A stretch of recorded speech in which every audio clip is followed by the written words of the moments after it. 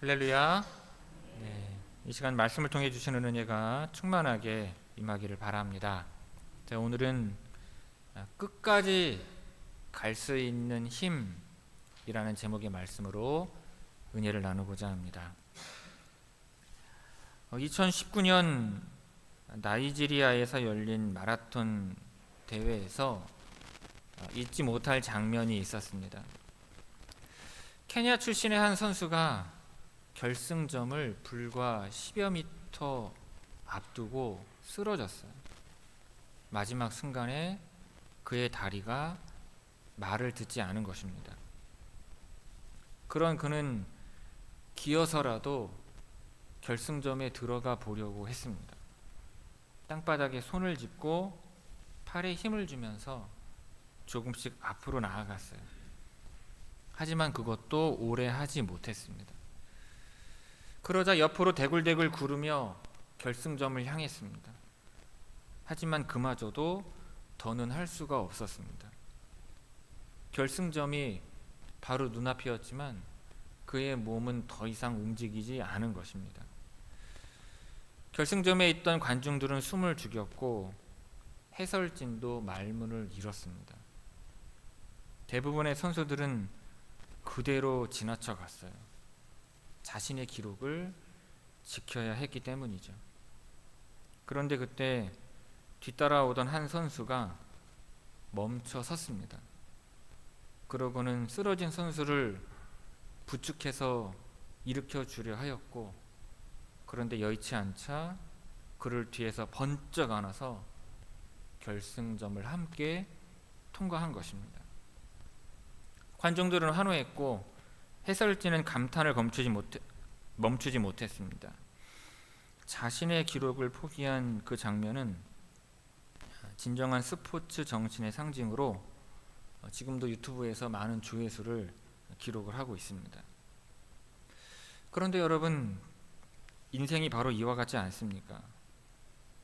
우리는 모두 출발선에 섭니다. 열심히 달려가요. 때로는 앞서기도 하고 때로는 뒤처지기도 합니다. 하지만 중요한 것은 결승점입니다. 그런데 우리의 삶도 어느 순간 갑자기 쓰러져 버릴 때가 있죠. 지쳐서 한 발자국도 더 나아가지 못할 때가 있습니다. 회사에서는 끝없는 경쟁으로 버티기 힘들 때가 있습니다. 가정에서는 반복되는 문제와 갈등으로 무릎을 꿇고 싶을 때가 있습니다.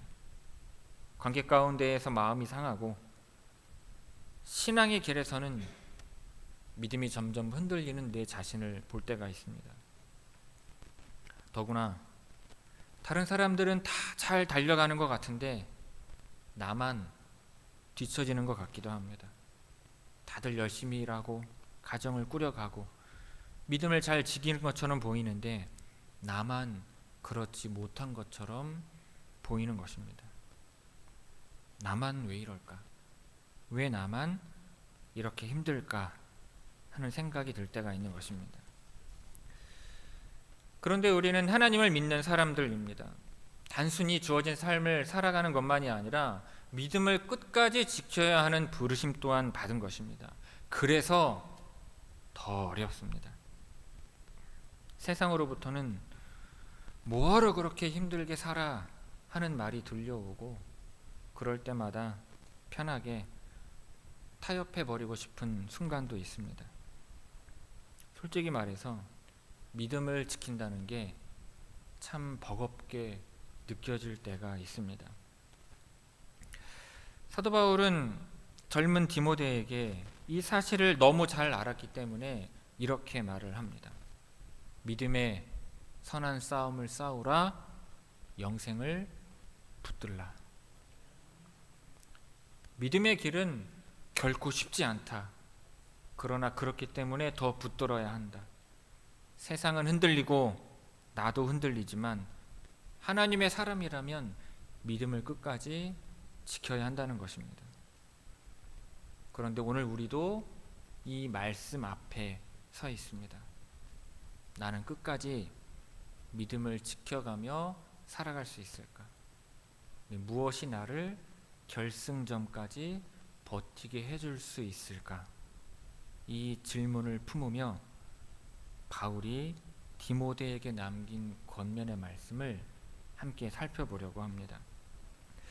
디모데가 섬기던 에베소 교회의 상황은요, 결코 쉽지 않았습니다. 에베소는 로마 제국 안에서 무역과 종교의 중심지였고 아르테미스 신전으로 유명한 도시였습니다. 돈과 명예가 중심이 되는 문화 속에서 경건을 이익의 수단으로 삼는 사람들이 있었고 끝없는 논쟁과 거짓 가르침이 교회를 흔들었습니다. 밖으로는 로마의 압력과 세상의 유혹이 끊임없이 몰려 들어왔습니다. 믿음을 지키고 교회를 세워간다는 것이 결코 단순하지 않았습니다. 바울은 그러한 상황 가운데 있는 디모데에게 너는 하나님의 사람이다 라고 말하는 거예요. 이것은 듣기 좋은 칭찬이 아니라 흔들리는 현실 속에서 너는 다른 길을 걸어야 한다는 강한 선언인 것입니다. 세상 사람들과 똑같이 살아갈 수 없다는 부르심이에요. 그러면서 바울은요 6가지의 덕목을 말을 합니다. 의와 경건과 믿음과 사랑과 인내와 온유를 말을 합니다. 당시 에베소의 상황 속에서 반드시 붙들어야 할 삶의 태도를 종합해서 보여준 것입니다. 불의가 가득한 세상에서 의를 선택하고 경건을 이익으로 삼지 않으며 흔들리는 세상 속에서도 믿음을 붙들고 미움의 자리에서 사랑을 택하고 고난 앞에서 인내하며 억울한 상황 속에서도 온유를 지켜야 한다는 것입니다. 다시 말하면 이 믿음의 싸움은 추상적인 것이 아니라 매일의 구체적인 삶 가운데에서 일어나는 싸움이었던 것입니다. 바울은 이 길을 믿음의 선한 싸움이라고 불렀습니다. 싸움이라고 이름 붙인 이유는 그만큼 쉽지 않았기 때문이겠죠. 하지만 바울은 분명히 선한 싸움이라고 했습니다. 그런데 누군가를 쓰러뜨리는 싸움이 아니라 끝까지 믿음을 지켜가는 싸움입니다.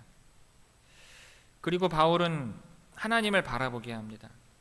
이 싸움을 끝까지 감당할 힘은 사람의 결심에서 나오는 것이 아니라 영원히 살아계신 하나님께로부터 온다는 것입니다. 그렇기 때문에 우리는 더욱 이 싸움을 싸워야 하고 하루하루 믿음을 붙드는 선택을 해야 하는 것입니다. 본문의 말씀을 조금 더 구체적으로 살펴보겠습니다. 본문 12절을 보면 바울은 디모데에게 이렇게 권면을 합니다. 믿음의 선한 싸움을 싸우라, 영생을 취하라. 이를 위하여 내가 부르심을 받았고 많은 증인 앞에서 선한 증언을 하였도다. 자, 여기에는 3가지의 중요한 단어가 담겨 있습니다. 첫째로 싸움, 둘째로 영생, 셋째로 부르심입니다. 자, 첫째로 믿음은 선한 싸움입니다. 신앙생활은요 언제나 평안하고 쉬운 길만은 아닙니다. 그래서 바울은 단순히 믿음을 지켜라 라고만 말하지 않고 믿음의 선한 싸움을 싸워라 라고 명령한 것입니다. 그런데 여러분, 싸움은요 물론 구경하는 것이 재미있을 수 있지만 싸움은, 믿음의 선한 싸움은 그저 구경만 하는 싸움이 아니라 내가 직접 참여해야 하는 싸움입니다. 하나님께서 힘을 주시지만 대신 싸워주시지는 않습니다. 내가 세상과 타협을 할 건지 아니면 믿음을 붙들 것인지 내적인 싸움을 이기고 선택을 해야 하는 것입니다. 세상의 싸움은 남을 이기고 더 가지려 하고 때로는 상처를 주는 싸움이지만 믿음의 싸움은 다릅니다. 믿음의 싸움은요 나 자신과의 싸움이며 끝까지 버티며 하나님 앞에 정직하게 서려는 싸움입니다. 그렇기 때문에 여러분 선한 싸움인 것입니다. 그런데 이 싸움은 우리를 무너뜨리는 싸움이 아니라 오히려 우리를 살리고 세우는 싸움인 것입니다. 그렇기 때문에 돈이 전부라고 조금 타협해도 괜찮다고 말하는 세상 속에서 이 믿음을 지키는 일은 결코 헛되지 않음을 여러분 모두 믿으시기를 바랍니다.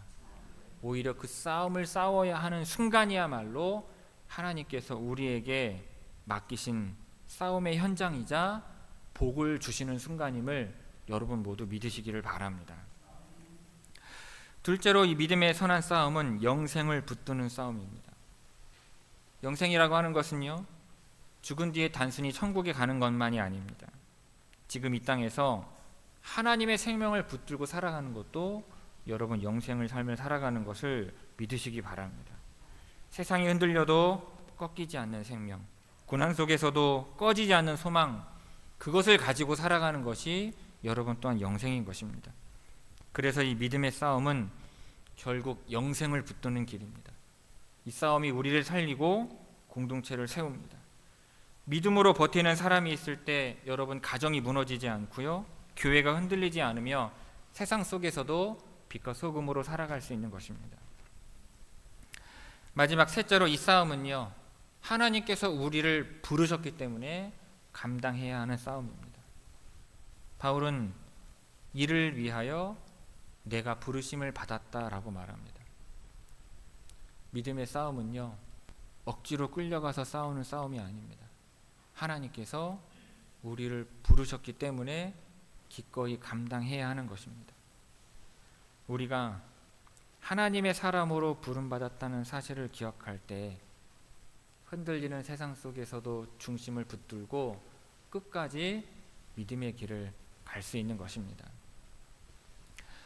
여기에서 우리가 더 깊이 생각해 보아야 할 부분이 있습니다.